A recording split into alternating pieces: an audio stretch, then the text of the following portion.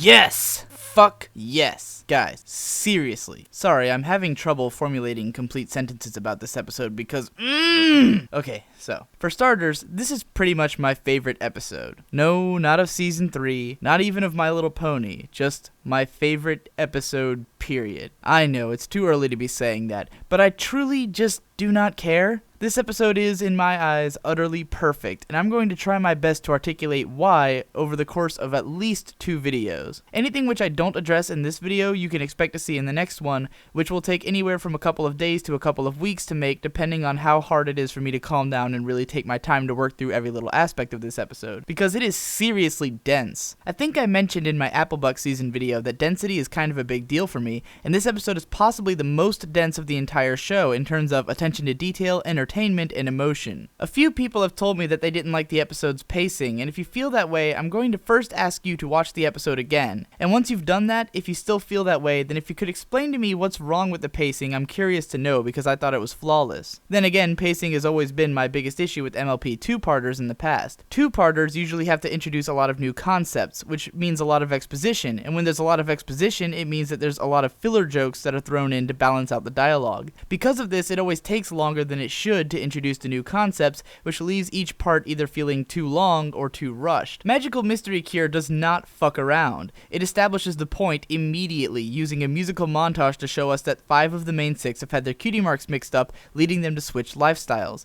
There seems to be some kind of memory problem involved in all of it, and tying this whole thing into my previous Destiny video is going to deserve a whole video on its own, though for now, let me just say that I fist pumped every time the word Destiny was used in the episode. Once it's been established that the main 6 have the wrong jobs, we get a sad song, which is awesome, which shows us that living with the wrong destinies has left them all depressed, their lives in shambles. Then Twilight realizes that if she gets her friends to help one another out, each of them will realize what they were meant to do all along. This takes form in a fucking epic music montage that has so far made me cry twice, and the whole situation is sorted out.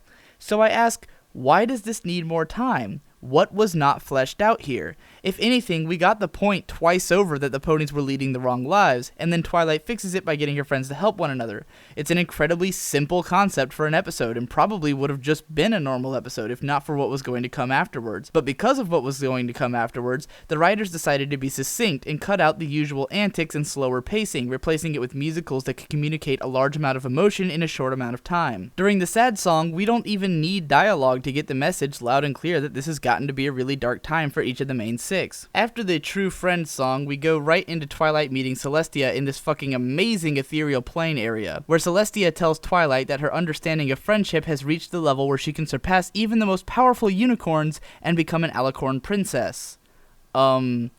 Yes? You may have noticed that I was fairly tight-lipped about the whole alicorn thing ever since it was leaked 2 weeks ago, even though people asked me about it constantly. The reason was that my first impression was that it sounded fucking awesome. I had no reason to doubt that it would be awesome, so I just wanted to look forward to the episode and see what happened. And, it was awesome. Seriously, what could possibly not be awesome about this? Twilight fulfilled her character arc and the purpose which she came to Ponyville for. All of her deeds up until now prepared her for her role as a master, no longer a student. The scene where Celestia and Twilight's friends bow to Twi, it was totally like the "you bow to no man" scene from The Lord of the Rings, and equally tear-inducing on my part.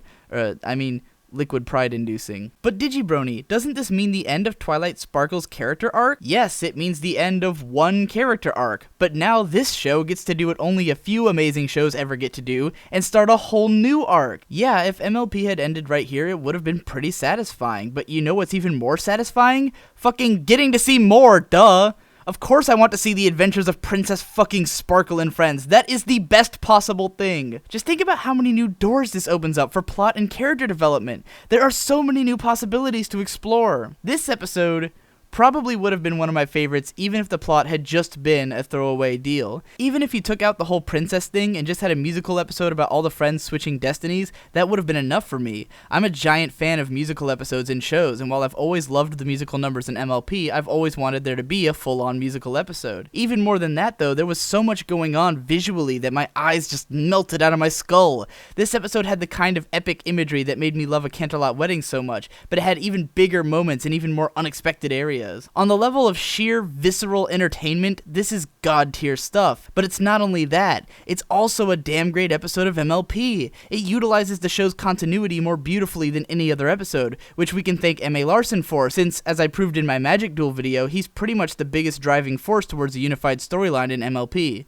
I mean, yeah, I know it all springs from Lauren Faust, but as sad as it is to say, Lauren isn't around anymore, and as long as writers like M.A. Larson are still holding the show together this brilliantly, I'm okay with that. Tomorrow, I'm going to be talking about this episode in the Crepuscular Bronies livestream led by ANY Pony, though I'm probably gonna be a bit of a bastard and rant about how this is the best thing since sliced bread every time I open my mouth.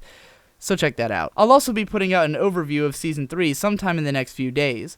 Once that stuff is done, you'll have my permission to start bugging me about making Part 2 of this analysis. Until then, I'll be continuing to torment everyone I know by incoherently screaming about how much I love this episode. Tell me that this love is all we are. This simple story, this carousel.